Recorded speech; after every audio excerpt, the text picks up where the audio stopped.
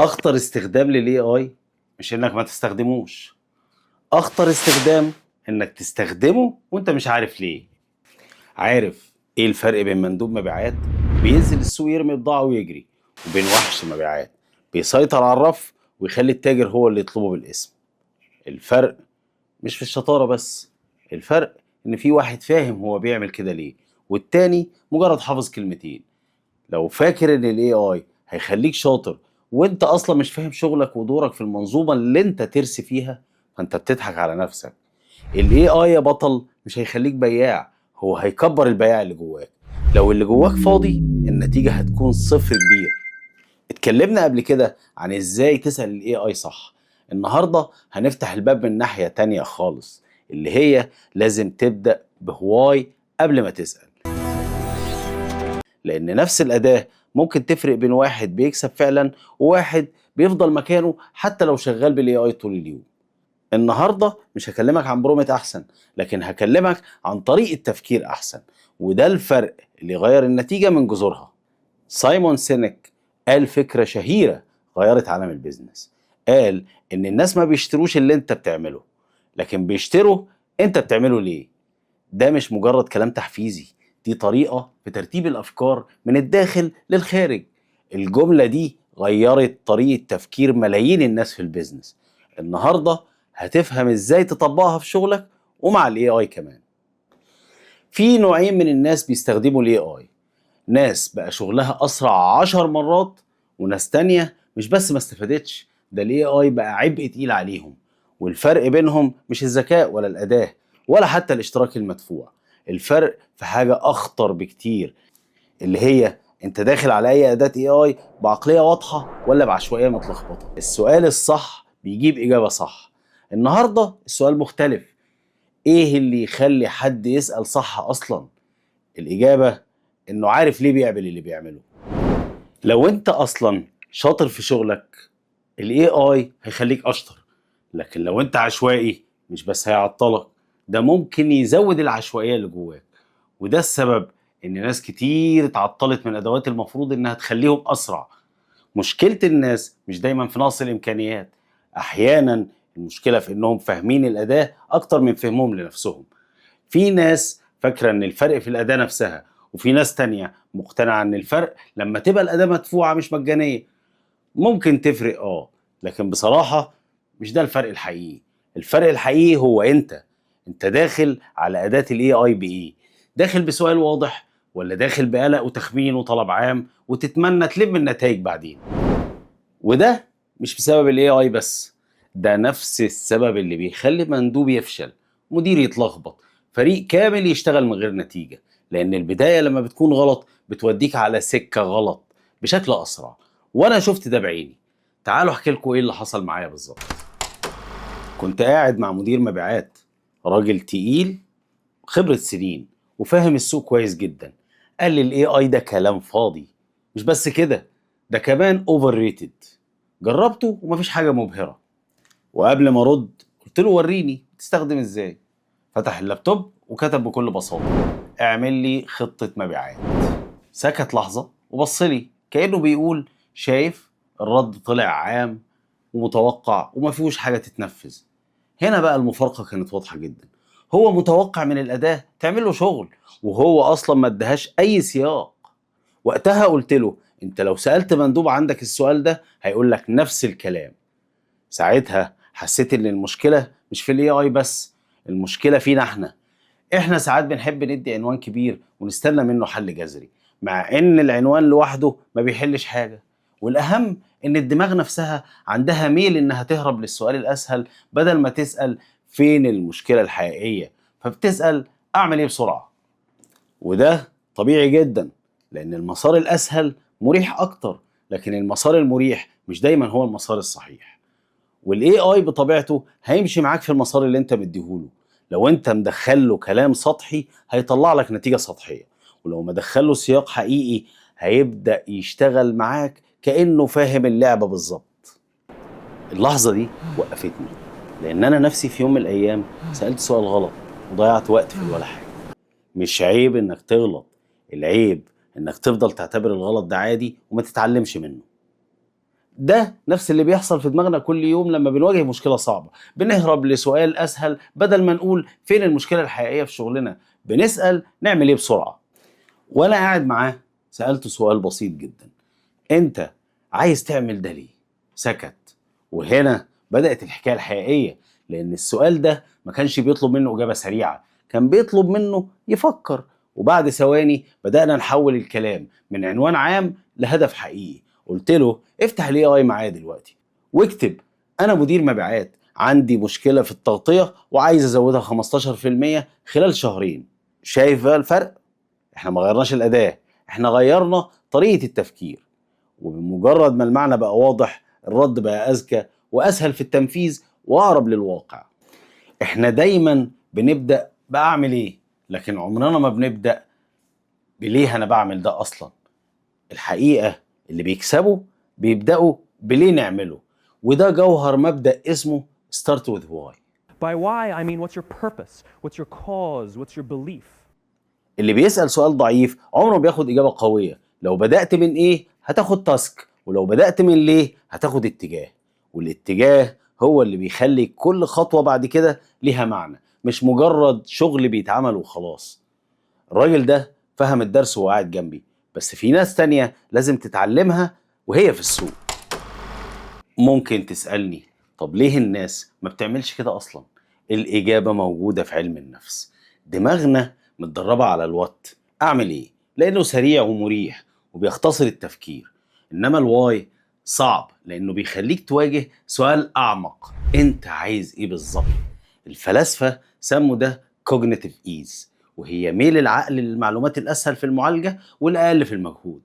الدماغ بتحب الطريق اللي فيه أقل احتكاك، وعشان كده أول ما تقول لها اعملي خطة مبيعات هي بتحس إن الموضوع خلص. لكن الحقيقة إنك ما بدأتش تفكير أصلا، أنت بس فتحت باب عام جدا واستنيت من الأداة إنها تخمن نيتك. وده بالظبط اللي بيحصل مع الاي اي. على فكرة، أنت مش كسلان لما بتكتب اعمل لي خطة مبيعات، أنت بس بتاخد المسار الأسهل. بس النتيجة الأسهل مش دايما الأفضل. العميل بيسمع 100 مندوب في اليوم، كلهم جايين بنفس الكلام العام. اللي بيفرق هو اللي يجيب واي واضحة، واللي هي أنا هنا عشان ده بيحل مشكلتك بالظبط. من فترة قريبة نزلت ماركت فيزيت مع مندوب، وبصراحة كان شاطر جدا وبيتعب جدا وبيبذل مجهود في شغله. وبدأ يتكلم معايا عن الاي اي، بدأ يحكي لي عن موقف حصل معاه وهو عند عميل دخل عليه منافس بمنتج شعبي وسعره يكسر الدنيا. صاحبنا بدأ يتوتر، ولما طلع من عند الزبون فكر يجرب الاي اي. فتح الموبايل وكتب للاي اي: ساعدني ارد على منافس سعره رخيص دخل عليا عند عميل عندي. الاي اي رد عليه بكلام انشا زي: قدم خصومات، حسن الجوده، قول المميزات. كلام محفوظ ومكرر وملوش روح. وقتها المندوب ده قال لي: من ساعتها وانا ما بسالش الاي اي عن اي حاجه في الشغل. وهنا كانت المشكله واضحه، هو ما خسرش بسبب النتيجه اللي طلعت له من الاي اي، هو خسر بسبب السؤال. قلت له: انسى الاي اي دلوقتي، وسالته: انت ليه اصلا واثق من منتجك الغالي؟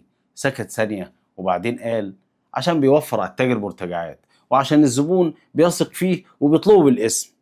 في اللحظة دي بدأنا نطلع من مستوى رد على المنافس إلى مستوى إثبات القيمة. وده فرق ضخم جدا، لأنك لما بتعرف قيمة المنتج فعلا تقدر تخليه يتحول من سلعة لحل. قلت له: خليني أفهمك أكتر. في شغل المبيعات الهواي لها مستويات. المستوى الأول الهواي بتاعت الزيارة. مش هروح عند العميل عشان عندي زيارة، لا، هروح عند العميل عشان عنده مثلا دروب في الباسكت سايز من شهرين وعايز افهم السبب. المستوى الثاني الواي بتاعت المنتج.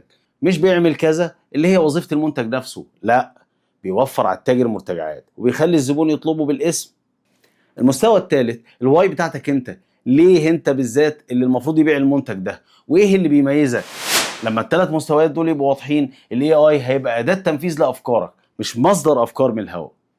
فتحنا الاي اي وكتبنا: انا ببيع منتج جودته عالية وسعره غالي والتاجر خايف من السيولة، ساعدني ابني سيناريو اقناع يركز على الامان وراحة البال مش السعر.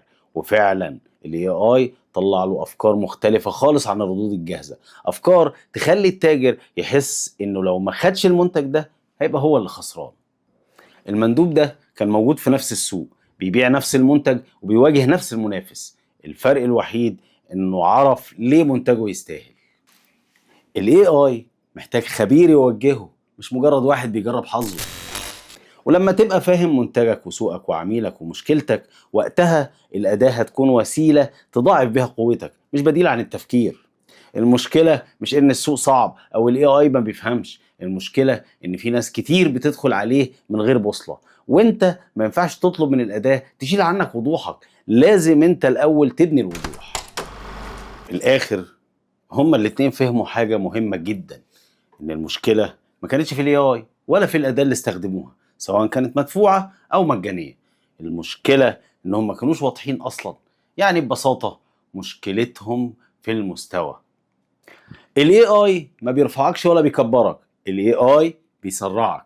لو انت متوسط هيخليك متوسط اسرع. على فكرة الناس مش مهتمة بالأداة، الناس مهتمة بانها تحل المشاكل اللي بتواجهها باستخدام الاي اي.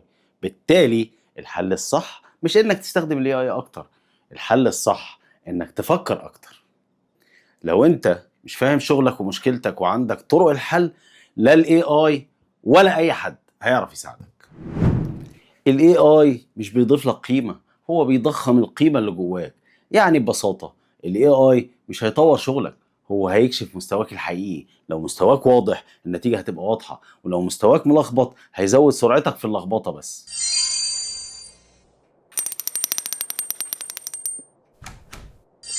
قبل ما تفتح اي اداة اي اي اسأل نفسك 4 اسئلة. لو معرفتش تجاوب عليهم ما تسألش الاي اي اصلا، لانك كده هتكون بتطلب من الاداة تعوض غياب التفكير، وده مش دورها. السؤال الاول، انا عايز الاجابة دي ليه اصلا؟ ايه الهدف الحقيقي؟ مش مجرد خطة، لا، انا عايز ازود التوزيع 15%. لما الهدف يبقى واضح كل خطوة بعده بتاخد شكل مختلف. السؤال التاني، المشكلة ايه بالظبط؟ لازم تكون المشكلة محددة قبل القياس، مش الدنيا وحشة والسوق وحش. لا، عندي 30% من العملاء وقفوا شراء، لأن كل ما كانت المشكلة محددة كل ما كانت الاستجابة أذكى. السؤال الثالث، النجاح شكله ايه؟ أنا عايز أوصل ليه؟ كام وفي وقت قد إيه؟ مثلا عايز أرفع المبيعات 20% خلال شهر، أو أزود الباسكت سايز بتاعت العميل من 1.2 ل 2. من غير رقم هتفضل بتتكلم عن نية مش عن نتيجة. السؤال الرابع، أنا مين؟ ودوري إيه؟ والسوق فيه إيه؟ والعميل مين؟ الناس الشاطرة ما بتسألش مرة واحدة، الناس الشاطرة بتبني سياق، والسياق ده هو اللي بيخلي الإجابة مناسبة مش عامة. لما الأربعة دول يبقوا واضحين ال AI هيبدأ يشتغل معاك مش عليك، وساعتها الأداة ما بتبقاش عبء، لأنها تبقى امتداد لطريقة تفكيرك. خلينا نطبق ده على أرض الواقع. الطريقة العادية، اعمل لي خطة مبيعات. الطريقة الصح، أنا مدير مبيعات في قطاع التجزئة في شركة كذا، عندي دروب في التغطية في آخر 3 شهور، و30% من العملاء ان اكتف، هدفي أرجع 20% منهم خلال 60 يوم. اقترح خطة عملية قابلة للتنفيذ مع KPIs واضحة. شايف الفرق؟ الطريقة الأولى عشان تقول أنا عملت اللي عليا، الطريقة التانية برومت حقيقي بيوجه ويبني. الأولى بتطلب رد، والتانية بتطلب تفكير. وده بالظبط الفرق بين استخدام الأداة كزينة عشان أقول إن أنا استخدمت ال AI، واستخدامها كجزء من الشغل الحقيقي. لو أنت مش عارف الواي أصلا، وده اللي بيحصل مع أغلب الناس، ما تقلقش، الموضوع سهل برضه باستخدام ال AI. ساعتها هتستخدم ال AI عشان يساعدك تفكر مش عشان يجاوبك. فرق كبير في الإحساس.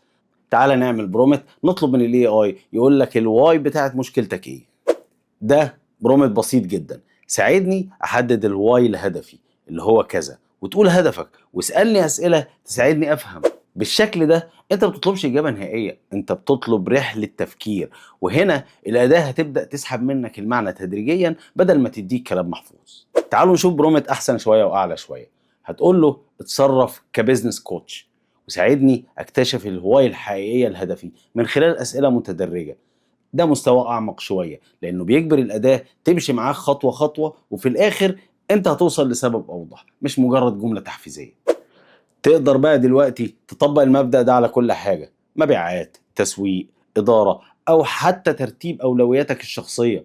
كل ما الهواية تبان بدري كل ما البرومت يبقى أذكى، وكل ما البرومت بقى أذكى النتيجة هتبقى أقرب للتنفيذ على أرض الواقع. بس خليني احذرك من حاجه، في واي وهمي وفي واي حقيقي. عايز ازود مبيعاتي ده مش واي، ده امنيه. لكن عايز ازود تغطيتي 15% خلال شهرين لان في منطقه جديده فتحناها ومحتاجين نثبت وجودنا قبل ما المنافس يسبقنا، ده واي حقيقي. الفرق واضح، الاول بيخلي الاي اي يرص كلام، والتاني بيخليه يبني استراتيجيه. لو قلت الواي بتاعتك لحد وقال لك يعني ايه بالظبط، يبقى لسه محتاج تحفر. لو مش عارف تسأل صح، ده معناه ان ادوات الاي اي مش هتنفعك، لان الاداة هتتوهك في نتائج في الاغلب كلها غلط. لو مش فاهم الموضوع نفسه زي اللي حصل في المواقف اللي فاتت، سواء كانت ادوات بناء خطة مبيعات او حتى سيكولوجية الخوف من الخسارة عند العميل، مش هتعرف تطلب من الاي اي يستخدمها في اي برومت. الاي اي اداة مضاعفة، لو شطارتك 10 هيخليها 100، لو شطارتك 0 هيضرب في 0. البرومت الصح لازم يبدأ بالسياق والهدف العميق. بدل ما تقول اعمل لي خطة توزيع، قول له انا مدير مبيعات في منطقة شعبية، هدفي ازود الماركت شير من غير ما احرق سعر. حلل لي ايه اللي يخلي التاجر يضحي بمساحة في رفه لمنتج جديد. شايف الواي هنا هي اللي بتخلي الاي اي يفكر، مش بس يرص كلام. العميل بيسمع 100 مندوب في اليوم، لكن الاي اي يقدر يساعدك تحول ارقامك لقصة. اطلب منه حول لي تقرير المبيعات ده لقصة قصيرة احكيها للتاجر، تخليه يشوف الفلوس اللي هتدخل جيبه الشهر الجاي كام بالظبط.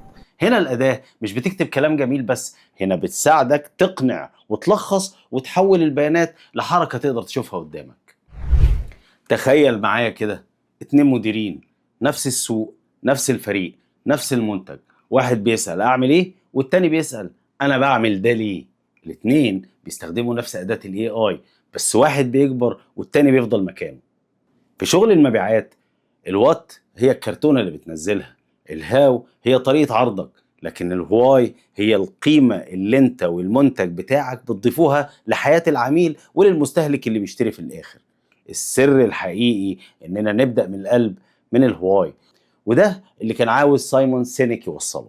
الناس فاكرة ان الاي اي هيغير حياتنا، بس الحقيقة هو بس بيطلع احسن ما فينا. في الاخر الحكاية مش اي اي، الحكاية انت بتفكر ازاي نفس الاداة ممكن تخلي واحد ينجح وواحد يفضل مكانه. واحد بيبدأ من ليه والتاني بيبدأ من ايه. الفرق مش في الامكانيات، الفرق في نقطة البداية. خلينا متفقين، الاي اي هو مجرد مراية، واي مراية بتوريك اللي انت بتحطه قدامها. ابدأ بليه والمراية هتوريك اللي عمرك ما شفته.